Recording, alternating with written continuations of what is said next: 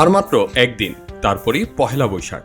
বাংলা নতুন বছর 1431 বঙ্গাব্দকে বরণ করে নেবে বাঙালিরা।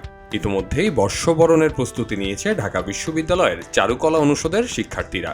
শেষ হয়েছে দেয়ালচিত্র অঙ্কনের কাজ, এখন দেওয়া হচ্ছে রং তুলির শেষ আঁচল। মঙ্গল শোভাযাত্রায় প্রদর্শনীর জন্য বিভিন্ন প্রাণীর বিশাল অবকাঠামোর মূল অংশের কাজও প্রায় শেষের পথে। এছাড়াও কাগজের তৈরি পাখি, পেঁচা ও হাতির মুখোশ বানানোর কাজ চলছে পুরোদমে। এবারে দেয়ালচিত্রের প্রতিপাদ্য রিক্সা চিত্র।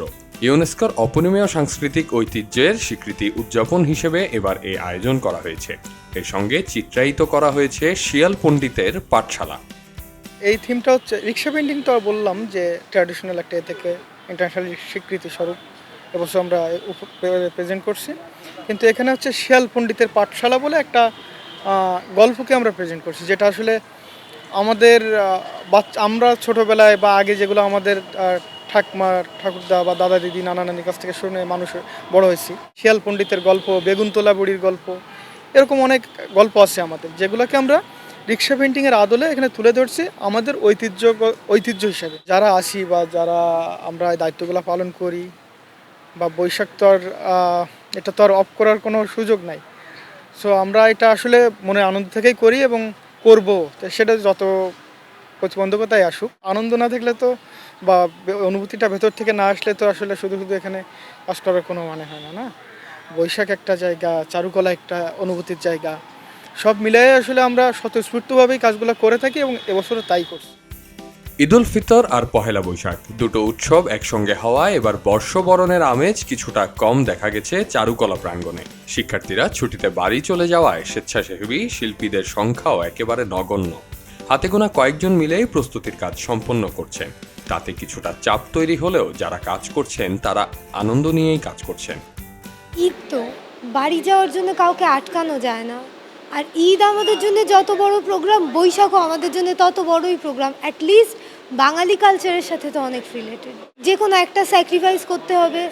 স্টুডেন্টরা যারা অনেক দিন বাড়ি যায় না, তারা বৈশাখটা স্যাক্রিফাইস করছে। আর আমাদের যাদের দায়িত্ব পড়ছে, আমরা ঈদটা গুরুত্বটা সমানই। লোকবল যেহেতু পাচ্ছি না, যতটুকু পাচ্ছি 100% দিয়ে করার চেষ্টা করছি। উদ্দেশ্য ভালো থাকলে আসলে যে কোনোভাবেই ম্যানেজ হয়ে যায়। এদিকে চারুকলা অনুষদের ভেতরের অংশে বসানো হয়েছে বিক্রয় কেন্দ্র। সেখানে মুখোশ, সরাচিত্র, পাখি, পেঁচা সবই কিনতে পাওয়া যাচ্ছে। তবে ঢাকা ফাঁকা হয়ে গেলেও আশাহত নন শিক্ষার্থীরা। বছরের অন্যান্য সময় আমরা একটা ওয়াটার কালার বলি বা অ্যাক্রিলিক বলি, সেটা 10, 15, 20 এরকম একটা রেঞ্জে আমরা এটা আর্টিস্ট এবং কাজের উপরে ডিপেন্ড করতেছে। কিন্তু এখন আসলে আমরা কোনো পেন্টিংয়ে সর্বোচ্চ 10-এর নিচে আমরা দিচ্ছি না, মানে ওয়াটার কালারের দিকগুলো যেটা আমরা বলি। আর এছাড়া আমাদের যে শিক্ষক আছে যারা বা অন্যান্য মানুষ যারা আছে, তাদের পেন্টিংগুলো ইন এভারেজ যেটা সবসময় একটা হাই রেঞ্জে থাকে, ওই ক্ষেত্রটা আমরা আর কি কোনো কম্প্রোমাইজ করতে পারি না, মানে হয় না আর কি।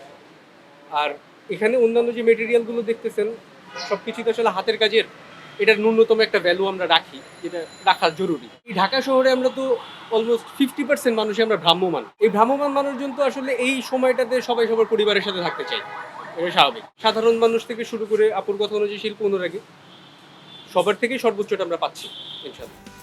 পহেলা বৈশাখ বাংলাদেশে জাতীয় উৎসব হিসেবে পালিত হয়ে থাকে। এটি বাঙালিদের একটি সার্বজনীন লোক উৎসব।